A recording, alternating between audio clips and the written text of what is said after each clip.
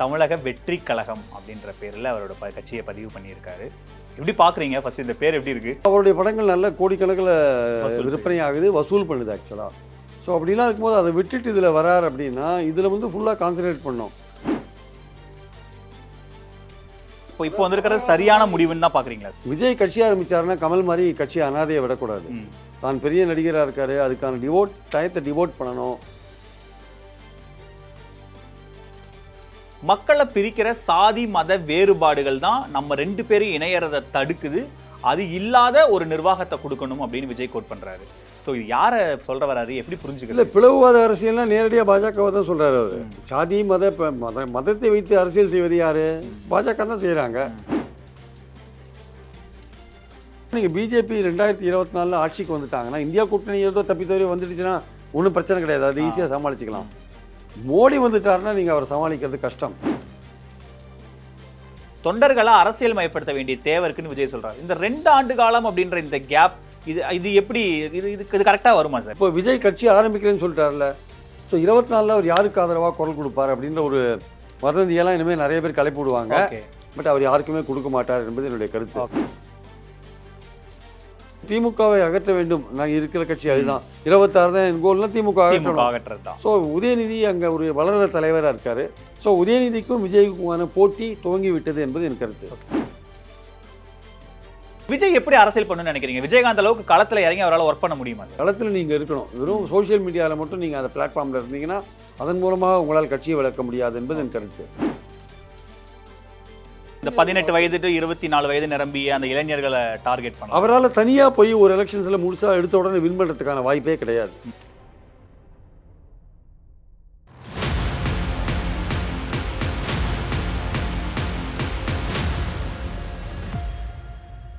One India அரசியல் நேயர்களுக்கு வணக்கம். இன்றைய அரசியல் களம் நிகழ்ச்சியில் நம்மோடு மூத்த பத்திரிகையாளர் திரு பிரியன் இணைந்திருக்கிறார். அவரை வரவேற்று நிகழ்ச்சிக்குள் போகலாம். சார் வணக்கம். சார் வணக்கம்.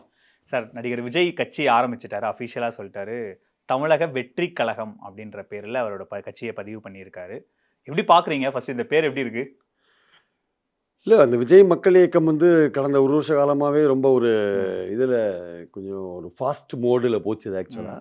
ஸோ அந்த தொடர்ந்து வந்து அந்த கல்வி கடன் கொடுக்கறது, தலைவர்கள் பிறந்தநாளை கொண்டாடுவது, இந்த மாதிரி பல பூத் லெவல் கமிட்டி போன்ற விஷயங்கள் அதெல்லாம் பண்ணுறதை பார்த்தோன்னே டெஃபினட்டாக வந்து வந்துருவார் அப்படின்றது உறுதியாச்சு. ஸோ வந்து பார்லிமெண்ட் தேர்தலுக்கு வரமாட்டாருன்னு சொன்னாங்க, அது கரெக்டாக போயிடுது. சட்டமன்ற தேர்தல் தான் குறிக்கோள்ன்றாரு. ஸோ ஒரு கட்சி ஆரம்பிக்கிறது பெட்டர். ஏன்னா 2009 வந்து ராகுல் காந்தியை சந்திச்சார், 2014 மோடியை சந்திச்சார். அப்பப்போ படங்கள் வரும்பொழுதெல்லாம் ஒரு மாதிரி வசனத்தை போட்டு சும்மா ஒரு ஹைப்பை கிளப்பி விட்டார். 2021 கருப்பு சேப்பு சைக்கிளில் போனார் ஓட்டு போடுறதுக்கு. ஸோ இந்த மாதிரி பல விஷயங்கள் அவரை பற்றி ஜோசப் விஜய்னு கமெண்டெல்லாம் கொடுத்தாங்க பாஜகலேருந்து. ஸோ இதெல்லாம் தாண்டி வந்து கட்சி ஆரம்பிக்கணும்னு ஒரு நோக்கம் அவருக்கு தெரியவார். பட் அடிப்படையான விஷயம் என்னென்னா, ரஜினி மாதிரி வந்து ஒரு ஃபேக் எண்ட் ஆஃப் தி கேரியரில் அவர் இல்லை. அவர் வந்து ஒரு நல்ல ஒரு பீக்கில் இருக்கார். அந்த கேரியரில் இன்னும் ஒரு 10-15 வருஷம் அவருக்கு நிச்சயமாக நல்லா போகக்கூடிய வாய்ப்புகள் இருக்குது, சந்தேகமே கிடையாது. ஸோ அவருடைய படங்கள் நல்ல கோடிக்கணக்கில் விற்பனை ஆகுது, வசூல் பண்ணுது ஆக்சுவலாக. ஸோ அப்படிலாம் இருக்கும்போது அதை விட்டுட்டு இதில் வரார் அப்படின்னா இதில் வந்து ஃபுல்லாக கான்சன்ட்ரேட் பண்ணோம். கமலஹாசன் மாதிரி மோசமாக கட்சி நடத்தக்கூடாது. கமலஹாசன் கட்சி ஆரம்பிச்சுட்டு அதை அனாதையாக விட்டார். அவர் அனாதையாக விட்டுட்டார். கமலஹாசன் மக்கள் நீதி மையத்தை அனாதையாக விட்டு அவர் சினிமாவுக்கு போயிட்டார். விஜய் கட்சி ஆரம்பித்தாருன்னா கமல் மாதிரி கட்சி அனாதையை விடக்கூடாது. தான் பெரிய நடிகராக இருக்காரு, அதுக்கான டயத்தை டிவோட் பண்ணணும், மக்களை சந்திக்கணும், மாநிலங்களுக்கு விசிட் பண்ணணும், மாவட்டங்களுக்கு விசிட் பண்ணணும், முக்கியமான விஷயங்களை அறிக்கை கொடுக்கணும், பேசாமல் இருக்கக்கூடாது, ரியாக்ட் பண்ணணும். பல விஷயங்கள் இருக்குது. ரியாக்ட் பண்ணுறதுல எதிர்ப்புகள் நிறையா வரும், அதெல்லாம் சமாளிக்கணும். ஸோ எழுதியோ துணிஞ்சு ஆரம்பிச்சிருக்காரு. பட் அவருடைய குறிக்கோள் தமிழ்நாடு அரசியல் தெரியுது. ஸோ 24க்கு அப்புறம் அவருடைய போக்கு எப்படி இருக்குன்றதை பொறுத்து இருந்து பார்க்கணும். இந்த தமிழக வெற்றி கழகம் என்பது எந்த ஒரு திராவிட சாயலும் இல்லாமல் தமிழகத்தின் நலனை முன்னிறுத்தி இருக்கிற ஒரு பெயராக இருக்கிறத நம்ம பார்க்குறோம் நம்ம. சார், ஆனால் அதை தாண்டி அவர் முக்கியமாக இன்றைக்கி அவர் கொடுத்த அறிக்கையில் இடம்பெற்ற வாசகங்களில் ரொம்ப ரொம்ப முக்கியமாக எல்லாராலும் பார்க்கப்படுறது ஊழலுக்கு எதிரான, இங்கே ஊழல் மலிஞ்சிருக்கு, மக்களை பிரிக்கிற சாதி மத வேறுபாடுகள் தான் நம்ம ரெண்டு பேரும் இணையறதை தடுக்குது, அது இல்லாத ஒரு நிர்வாகத்தை கொடுக்கணும் அப்படின்னு விஜய் கோட் பண்றாரு. ஸோ இது யாரை சொல்ற வராரு, எப்படி புரிஞ்சுக்கல? இல்லை, பிளவுவாத அரசியல்னால் நேரடியாக பாஜகவை தான் சொல்கிறாரு அவர். சாதி மதத்தை வைத்து அரசியல் செய்வது யார்? பாஜக தான் செய்கிறாங்க. இந்துத்துவ அரசியல், ராமர் கடவுள்லாம் யார் வச்சு செய்கிறாங்க? கடவுளை வச்சு ஓட்டு வாங்குறதுன்னு தீர்மானிச்சிட்டாங்க. அப்போ கடவுளை வச்சு ஓட்டு வாங்குறதுனா நீங்கள் பெரும்பான்மை மதத்தினர் நம்புற கடவுளை பயன்படுத்துறீங்க. அப்போ நீங்கள் மதத்தின் விதமாக மற்ற எல்லாரையும் ஒரே மாதிரி பார்வை பார்க்கலன்னு தான் அர்த்தம். ஸோ அதனால் மத ரீதியாக பிளவுபடுத்துகிற பாஜக அரசியலை அவர் வந்து கடுமையாக சாடுகிறார். சாதி ரீதியான பாமக போன்ற கட்சிகளை அவர் சாடுகிறார். சாதி ரீதியான கட்சிகள் ஊழல் மலிந்த கலாச்சாரம் அப்படின்னா அதிமுகவை சாடுகிறார். இதில் தெரிஞ்ச விஷயம் தான் அது. ஸோ எல்லாருக்கும் நான் மாற்று தான் நான். ஆமா அப்படின்னு அந்த இதில் தான் அவர் முன்னாடி வர்றார். ஆக்சுவலாக அவர் சாடாத ஒரே ஆள் வந்து தமிழ் தேசியத்தை வந்து சாடலை. ஸோ சீமானை வந்து ஸ்பேர் பண்ணியிருக்காரு. ஸோ அதனால வந்து சீமானை பொறுத்த மட்டும் விஜய் கூட நல்ல ரேப்போல் இருக்கார். அவர் தம்பி விஜய் வரட்டும் ஆரம்பிக்கட்டும் கட்சி அப்படின்னு சொல்றாரு. விஜயை பொறுத்த மட்டும் சீமானுக்கும் அவருக்கும் ஒன்றும் பெரிய அளவுக்கு விஜய்க்கு ஒரு தமிழ் சென்டிமெண்ட் பார்வை இருக்குன்னு புரிஞ்சுக்கலாம். கண்டிப்பாக புரிஞ்சுக்கலாம். விஜய் வந்து சீமானை பொறுத்த மட்டும் அவருக்கு எந்த விதமான பெரிய அளவுக்கு கருத்து வேறுபாடுகள் ஏற்படுறதுக்கான வாய்ப்புகள் கிடையாது. ஒருவேளை சீமானுடைய அந்த ஃபங்க்ஷனிங் ஸ்டைல் வேணால் அவருக்கு பிடிக்காது இருக்கலாமே தவிர அந்த கொள்கை தமிழ் தேசியத்தில் அவருக்கு ஓரளவுக்கு உடன்பாடு இருக்கக்கூடும் என்பது என்னுடைய கருத்து. ஆனால் வந்து என்ன இப்போ ஏடிஎம்கேங்கிற ஒரு பெரிய கட்சி இருக்குது. இப்போ தமிழ்நாட்டு அரசியல் வந்து 24 கடக்க போகிறது. 24க்கு அப்புறம் யார் யார் எப்படி இருப்பாங்கன்னு சொல்ல முடியாது. அதில் வந்து எடப்பாடி தலைமையிலான அதிமுக என்ன ஓட்டு வாங்குது, தனியாக நின்று என்ன ஓட்டு வாங்குதுன்னு தெரியாது. வளர்ந்து விட்டேன் மம்மி என்று சொல்கிற அண்ணாமலை அவர்கள் பாஜகவுக்கு எவ்வளோ ஓட்டு வங்கி வச்சிருக்காருன்னு நமக்கும் தெரியாது. திடீர்னு வந்து விஜயகாந்துக்கு ஒரு இறப்புக்கு கூட்டம் வந்ததை பார்த்த உடனே ஏதோ தனக்கு செல்வாக்கு இருக்கிறதா நினச்சிட்டு இருக்கிற பிரேமலதா அதை 0.42 தான் இருக்காங்களா, கீழே இறங்கிட்டாங்களா, மேலே போயிட்டாங்களா, அதுவும் தெரியாது. ஓபிஎஸ்க்கு சவுத்தில் செல்வாக்கு இருக்குன்னு சொல்கிறாங்க. அவருக்கு என்ன ஓட்டு வாங்கியிருக்குன்னு நமக்கு தெரியாது. டிடிவிக்கு குறைஞ்சது 2% ஓட்டு இருக்குன்றது நமக்கு தெரியும். ஸோ இது மாதிரி சில கட்சிகளுடைய சில தனிநபர்களுடைய இந்த ஓட்டு வங்கி இருக்குல்ல, அது என்னன்றது நமக்கு 2024க்கு அப்புறம் தெரிஞ்சிடும்.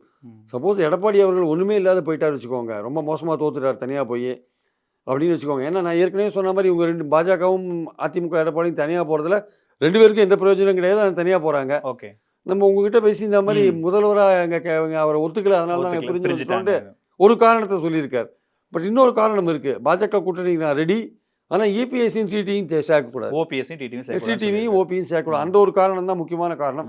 அது இன்னும் கொஞ்ச நாளில் தெளிவாகும். அது தெளிவாச்சுன்னா திரை விலகும் ஆக்சுவலாக. ஓகே, ஸோ அது என்னன்னு பொறுத்து இருந்து பார்க்கணும். அது இன்னும் 1 மாதம் இன்னும் எலெக்ஷன் அனௌன்ஸ் பண்ணணும். அதெல்லாம் மீறி அவர் தனியாகவே போகிறார் வச்சுக்கோங்க. அதிமுக அவர் ரொம்ப மோசமாக தோப்பார். அவருடைய தனித்தலைமைக்கு ஆபத்து வரும். அப்போ அந்த அதிமுக கரையும் போது இயல்பாகவே விஜய்க்கான செல்வாக்கு ஏறும் ஆக்சுவலாக. ஓகே, அது அந்த பாஜகவுக்கு பிடிக்காதவங்க அதிமுகவில் இருக்காங்கல்ல, அவர்கள் வந்து வேறு வழி அப்படி விஜய் சைடு மூவ் பண்ணுறதுக்கான வாய்ப்புகள் இருக்குது. ஸோ அதனால் அதிமுக 2024க்கு அப்புறம் அது வந்து ஓரளவுக்கு ஒரு சரிவை சந்தித்தால் அதற்கான வாய்ப்பு விஜய்க்கு இருக்கிறத நம்ம பார்க்குறோம். இது தவிர விஜய்க்கு ஓட் பேங்க் பார்த்தீங்கன்னா வந்து ஒரு 15 வயசுலேருந்து 35 வயசுலேருந்து இருக்காங்க ஆக்சுவலாக அவருக்கு. அந்த ஓட் பேங்க் வந்து சீரியஸான ஓட் பேங்க்கா, அவங்க பெரும்பாலும் இந்த ஐடி எம்ப்ளாயிஸாக கூட இருக்கலாம். அவங்க யங் வாக்குகள், ஒரு யங் ஜெனரேஷன், 18 வயது டு 24 வயது நிரம்பிய அந்த இளைஞர்களை டார்கெட் பண்ணலாம். அவரால் தனியாக போய் ஒரு எலெக்ஷன்ஸில் முழுசாக எடுத்த உடனே வின் பண்ணுறதுக்கான வாய்ப்பே கிடையாது. அவர் 33% 32% வாங்க முடியாது. ஓகே, அவர் 15% அதிகபட்சமாக ஓட்டு வாங்குறதுக்கான வாய்ப்புகள் இருக்குது. ஏன்னா ஏற்கனவே திமுக போன்ற கட்சிகள் பலமாக இருக்குது. திமுக ஆளுங்கட்சியாக இருக்குது, அது கொஞ்சம் பலமாக இருக்குது. இந்த கட்சிகள்லாம் நான் சொன்ன மாதிரி பாஜக வளர்ந்துருக்குன்றது எவ்வளோ தூரம் வளர்ந்துருக்கு தெரியாது. மீண்டும் 24 ஆட்சிக்கு வந்துட்டாங்கன்னா தமிழ்நாட்டை டார்கெட் பண்ணுவாங்க. இப்போ விஜய் வந்து சாதி மத பிளவு அது இதுன்னு சொல்லிட்டு பாஜகவை அட்டாக் பண்ண ஆரம்பிச்சாருன்னா 24க்கு அப்புறம் விஜயும் டார்கெட் செய்யப்படலாம். ஆனால் விஜய்க்கு அந்த அளவுக்கு தைரியம் இருக்கா?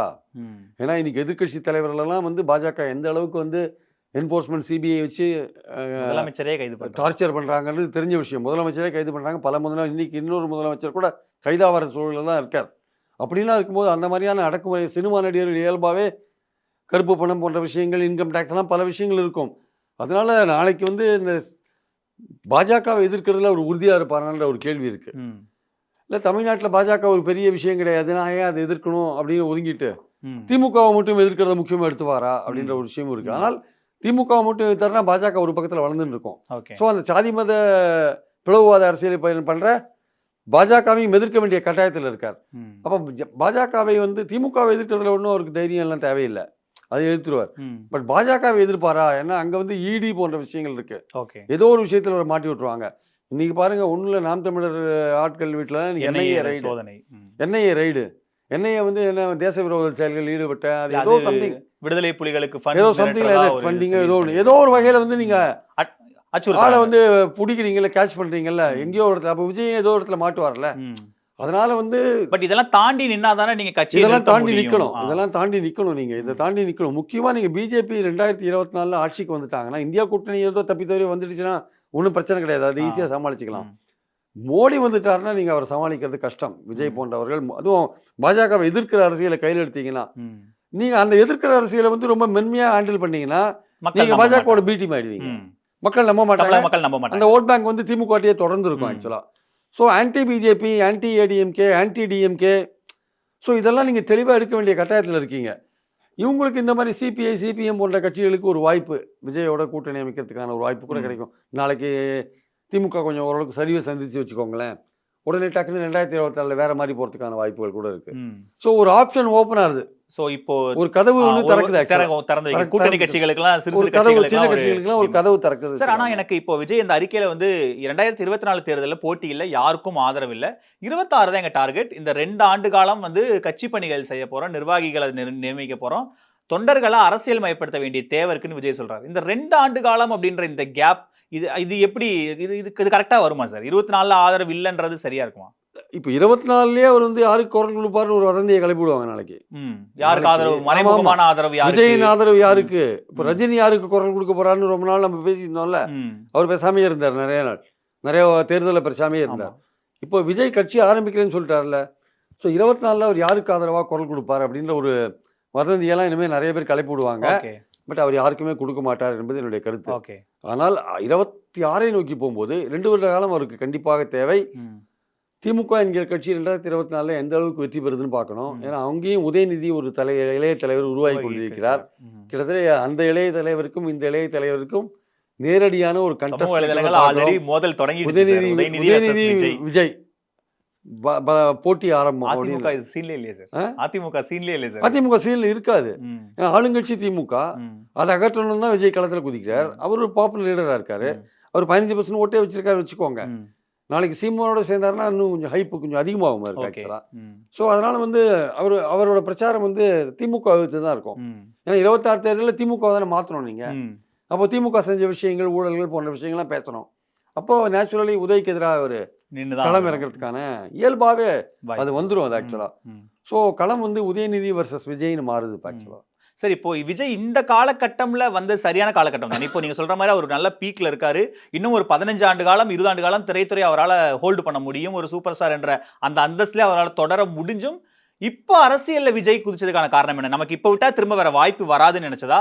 இல்ல இந்த தேர்தலுக்கு அப்புறம் கூட ஆரம்பிச்சிருக்கலாம். தேர்தலுக்கு முன்னாடி இப்போ அறிவிச்சுட்டு நான் யாருக்கும் ஆதரவு இல்ல, 26 எங்க போட்டின்னு விஜயோட இந்த நரேட்டிவை எப்படி புரிஞ்சுக்கிறது சார்? இல்லை இப்போதுலேருந்தே இப்போ அவரை பற்றின ஒரு ஹைப் கிளம்பும் இல்லையா? ஓகே. இப்போ 24 தேர்தலில் நான் சொன்ன மாதிரி ம். விஜய் அவருக்கு குரல் கொடுக்க போறார், ஓகே. விஜய் இவருக்கு குரல் கொடுக்க போறார் அப்படின்னு நிறைய விஷயங்கள் மீடியாவில் இனிமேல் வர ம். ஆரம்பிக்கும் இல்லையா? அதுவே அவருடைய கட்சியை வந்து இன்னும் கொஞ்சம் மேலே கொண்டு போகும்ல. ம். அவருக்கு பிரச்சாரம் ஈஸியாக போயிடும் இன்னும் கொஞ்சம். ம்.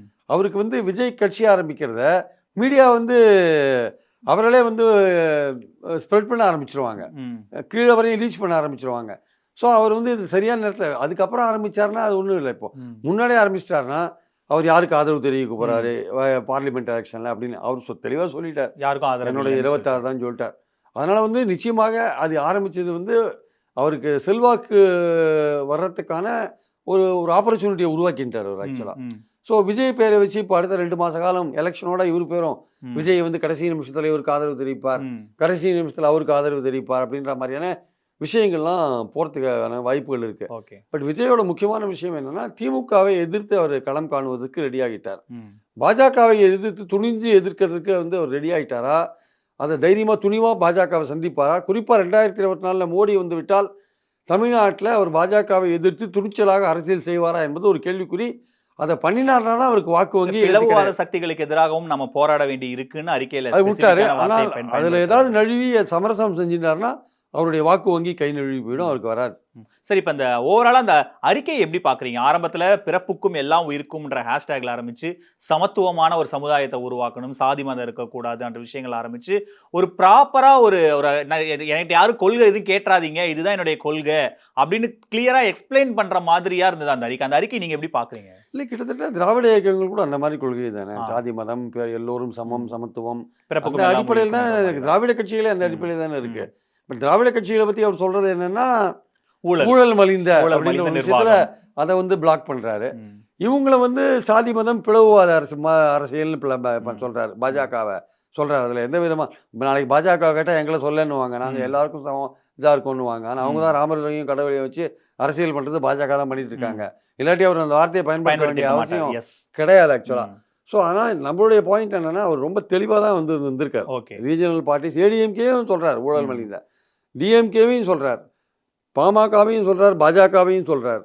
மற்ற கட்சிகள்லாம் பெரும்பாலும் வந்து இந்த பிளவுவாத அரசியல் பண்ணுறது கிடையாது. ம். அவங்க எல்லோருமே சாதி மத அடையாளங்கள்லாம் தாண்டி தான் திராவிட கட்சிகள் பண்ணுறாங்க. ஓகே. ஆனால் ஊழல்ன்றது அவங்களுக்கு ஒரு முத்திரை ம். குத்தப்பட்டு இருக்கிறது. ம். ஸோ அதனால் விஜயை பொறுத்த மட்டும் வந்து this is the right time. அவர் ஆரம்பித்தது கரெக்டு. ம். அவருக்கான செல்வாக்கு அந்த மீடியா வந்து இந்த எலெக்ஷன்ஸுக்கு முன்னாடியே அவருக்கு நல்ல செல்வாக்கு கிடைக்கிறதுக்கான வாய்ப்புகள் இருக்குது.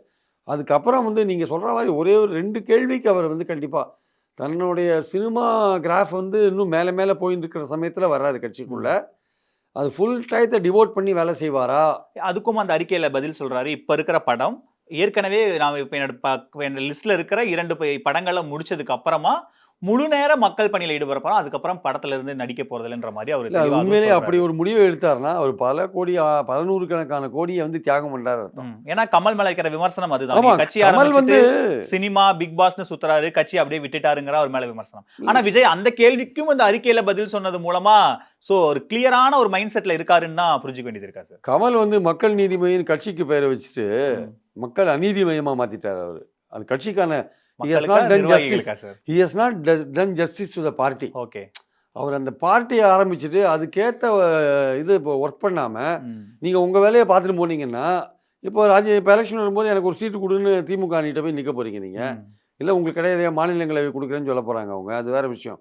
ஸோ அந்த மக்கள் நீதி மையம் மாதிரி வந்து கட்சியை ஆரம்பித்து அதை அனாதையை விடாமல் விஜய் வந்து நான் படத்தை விட்டுட்டு நான் இதில் இறங்குவேன்னு சொல்கிற விஷயங்கள் இருக்குல்ல, அது உண்மையிலேயே வரவேற்கத்தக்கது.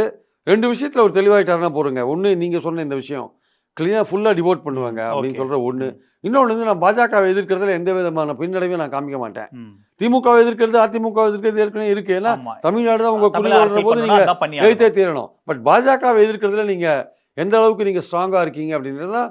அந்த எந்த அளவுக்கு நீங்கள் ஸ்ட்ராங்காக இருக்கீங்களோ அந்த அளவுக்கு டிஎம்கேக்கு போகிற ஓட்டெல்லாம் உங்களுக்கு வரும் ஆக்சுவலாக. ம். ஏன்னா DMK vote bank anti BJP vote bank தான். ம். அதை நீங்கள் பிடுங்கிறதுக்கான வாய்ப்புகள் இருக்குது. ம். அது சீமானுக்கு போகிறது கூட சேர்ந்து விஜய்க்கு போகிறதுக்கான வாய்ப்புகள் இருக்குது. அதனால் ஓகே.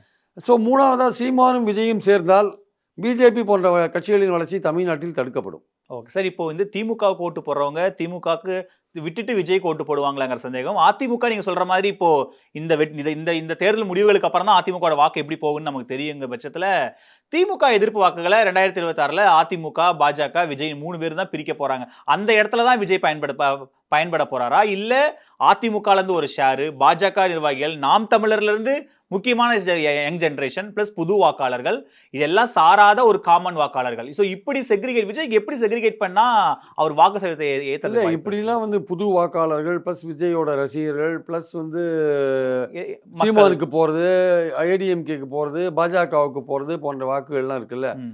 எல்லாத்தையுமே சேர்த்தா கூட அவருக்கு அதிகபட்சம் 20%க்கு மேலே வரதுக்கான வாய்ப்புகள் கிடையாது. ஓகே. மேக்ஸிமம் 15% தான். ம். ரஜினிக்கு நான் 12% தான் வரும்னு சொல்லியிருந்தேன். 15% மேலே இவருக்கு வரதுக்கான வாய்ப்புகள் இல்லை. ம். ஸோ அப்படி இருக்கும்பொழுது இவர் வந்து முதல்ல வந்து ஒரு கூட்டணியோட தான் வந்து களம் காண வேண்டிய அவசியம் ம். இருக்கும். அவருக்கு ஏற்ற கூட்டணி சீமான் கட்சி கூட்டணி தான் என்னுடைய அபிப்பிராயம். தனியாக போனால் அவர் வந்து ம். எடுத்த உடனே ஆட்சி அமைக்கிற அளவுக்கு அவருக்கு ஓட்டு வங்கி வருமானது சொல்ல முடியாது. ஆனால் அதே சமயம் திமுக எந்த அளவுக்கு 24 எலெக்ஷனுக்கு அப்புறம் பவர்ஃபுல்லாக வருது, இல்லை அது வந்து ஏதாவது சரிவை சந்திக்கிறா என்கிறது முக்கியமான விஷயம். ஸோ அது சரிவை சந்திக்க அந்த வாக்கு வங்கி வந்து விஜயை நோக்கி ஷிஃப்ட் ஆகிறதுக்கான வாய்ப்புகள் இருக்குது காலப்போக்கில். ம். அது வந்து அவர் நடிகர், அவருக்கு என்ன தெரியும், அவருக்கு ஒன்றும் தெரியாது, அது மாதிரி விஷயங்கள்லாம் நிறைய இனிமேல் வரும். விஜயை பற்றின விமர்சனங்கள் நிறைய தொடர்ச்சியா வரும். வரும். நடிகருக்கு நாடாள தெரியுமா, அவர் வந்து அந்த படத்தில் எப்படி நடித்தார், இந்த படத்தில் எப்படி பேசினார், இதில் எப்படி இருந்தார் அப்படின்னு சொல்லிட்டு இனிமேல் விஜயை பற்றின ஒரு ஆன்டி விஷயங்கள்லாம் நிறையா நீங்கள் பார்க்கலாம் மீடியாவில். அதெல்லாம் ஒரு பக்கம் வரும். இருந்தாலுமே தன்னுடைய செயல்பாடுகள் மூலமாக எடுத்துக்கொண்ட அந்த லட்சியத்தில் ஊழல் ப்ளஸ் ஜாதி மத விஷயங்கள் இது ரெண்டுத்திலையும் நான் என்றைக்குமே எதிர்பார்ப்பேன்ற அந்த கமிட்மெண்ட்டோடு அவர் களத்தில் குதிச்சார்னா, மக்கள் வந்து இந்த மாதிரியான விஷயங்களை விரும்பாத மக்கள் இருக்காங்கல்ல, அவர்களுடைய வாக்கு வங்கி ஒரு 15% டிசைட் பண்ணாத இருக்காங்க பாருங்கள், அவங்களுடைய வாக்கு வங்கியை நீங்கள் பெரும்பான்மையை நீங்கள் பெறலாம். ப்ளஸ் உங்களுடைய ரசிகர்கள் பட்டாளத்தோட வாக்குகள். ஸோ ஒரு அதிகபட்சம் 20% வாக்குகள் நீங்கள் முக்கியமான ஒரு பெரிய ஃபோர்ஸா எடுக்கலாம். அது கொஞ்சம் கூட்டணி மாதிரி சீமானோட சேர்ந்தீங்கன்னா இன்னொரு 10% கூட சேர்த்து ஒரு ஹைப் பண்ணலாம். இன்னும் கொஞ்சம் கட்சிகள்லாம் சேர்த்து நீங்கள் கொண்டு போகலாம். ம். ஸோ வாய்ப்புகள் இருக்குது. பட் அது உங்கள் உழைப்பை பொறுத்து இருக்குது. உங்களுடைய கொள்கை உறுதியான சார்ந்து நிலைப்பாடு. இருக்குது. நீங்கள் வந்து ஒரு ஊசலாட்டம் இல்லாமல் நீங்கள் இன்னைக்கு உங்கள் அறிக்கையில் சொல்கிற விஷயங்களை தெளிவாக எடுத்துகிட்டு போனீங்கன்னா அதற்கான வாய்ப்புகள் இருக்கிறது என்பதை மறுக்க முடியாது. பட் ஒரு விஷயத்தை வந்து தெளிவாக்கிட்டார். பாஜகவுக்கு எதிரி அப்படின்றது ஒரு பக்கம் நேஷனல் லெவலில் தமிழ்நாட்டில் பாஜக வரதை தடுக்கிறதுக்கான ஒரு விஷயம். இன்னொரு விஷயம் திமுகவை அகற்ற வேண்டும். நான் இருக்கிற கட்சி அதுதான். 26 தான் என் கோல்னா திமுக திமுக அகற்றணும். அகற்றது தான். ஸோ உதயநிதி அங்கே ஒரு வளர்ற தலைவராக இருக்காரு. ஸோ உதயநிதிக்கும் விஜய்க்குமான போட்டி துவங்கி விட்டது என்பது என் கருத்து. Okay sir. இப்போ அந்த அறிக்கையில இன்னொரு விஜய் முக்கியமா சொல்றாருன்னா, நான் வந்து பல அரசியல் முன்னோடிகளை பத்தி தெரிஞ்சு அவங்களுடைய வழியில தான் நான் வந்து இதுல பயணிக்கிறேன். அதை பத்தி தொடர்ந்து வாசிச்சு அந்த விஷயங்கள் எல்லாம் செஞ்சு தான் நான் இந்த மாதிரியான இடத்துக்கு வரேன். தெளிவா, தீர்க்கமா, பக்குவமா தான் நான் இந்த முடிவு எடுத்திருக்கேன். என்னோட முடிவுல எந்த விதமான பதட்டமும் இல்ல அப்படிங்கிறதையும் அவர் தெளிவுபடுத்துறாரு. இதுக்கு முன்னாடி நடந்த விஜயோடைய அந்த மேடை ஸ்பீச்ல எல்லாம் பெரியாரை பத்தி பேசுறாரு. அண்ணாவை பத்தி அம்பேத்கரை பத்தி பேசுறாரு, அம்பேத்கர் பத்தி காமராஜரை பத்தி பேசுறாரு, பேசுறாரு. காமராஜரை பத்தி பேசுறாரு. சோ அப்ப அவர் வந்து கிட்டத்தட்ட ஒரு இந்த மாதிரியான தமிழக கிரவுண்ட புரிஞ்சுதான் அரசியலுக்கு வராரு. இப்ப கமல் மேல வைக்கிற விமர்சனம் கிரவுண்ட புரிஞ்சுக்காம அரசியலுக்கு வந்துட்டாரு. ஆனா விஜய் கிரவுண்ட புரிஞ்சுக்கிட்டு தான் வந்தாரு. கிரவுண்ட்ல புரிஞ்சிக்காம கூட நீங்க ஒரு ஆர்வத்தில் ஆரம்பிக்கலாங்க.